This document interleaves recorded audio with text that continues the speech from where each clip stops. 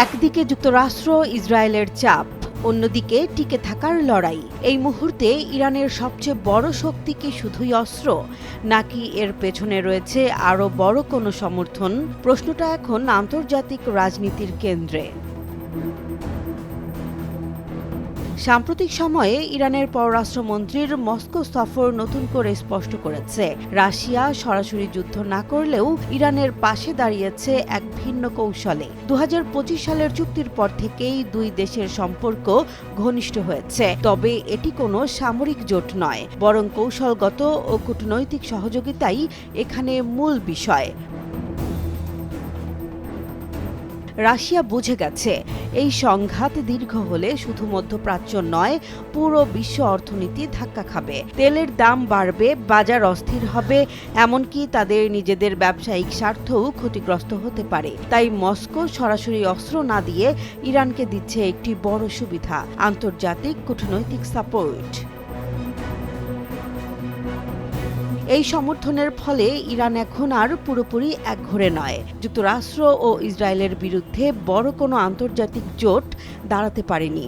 Europe নিরপেক্ষ, চীন সামরিক পদক্ষেপের বিরোধী, আর ভারতও এই সংঘাতে জড়াতে আগ্রহী নয়। ফলে কূটনৈতিকভাবে ইরান কিছুটা শক্ত অবস্থান তৈরি করতে পেরেছে। অন্যদিকে যুক্তরাষ্ট্র এখনও শক্তিশালী অবস্থানে থাকলেও কিছু সীমাবদ্ধতা সামনে এসেছে। বড় আঞ্চলিক শক্তির বিরুদ্ধে লড়াইয়ে তাদের কৌশলগত ঘাটতি নিয়ে প্রশ্ন উঠছে। তবে সময় নিয়ে তারা সেই দুর্বলতা কাটিয়ে উঠতে পারে, এমনটাই মনে করছেন বিশ্লেষকরা।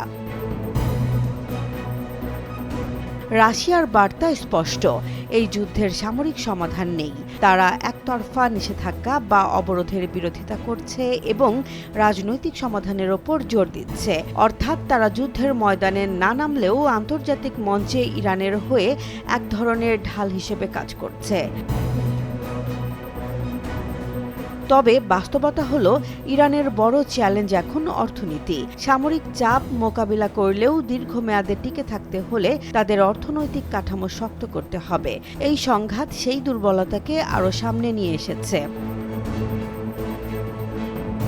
সব মিলিয়ে এই সংকট একটি বড় বার্তা দিচ্ছে, শুধু অস্ত্র নয়, আধুনিক যুদ্ধে কূটনীতি, জোট এবং অর্থনীতি হয়ে উঠছে সবচেয়ে বড় শক্তি। আর সেই জায়গাতেই রাশিয়া ইরানকে দিচ্ছে সবচেয়ে গুরুত্বপূর্ণ সহায়তা। জেসমিন জাহান, নিউজ ডেস্ক, জনবাণী।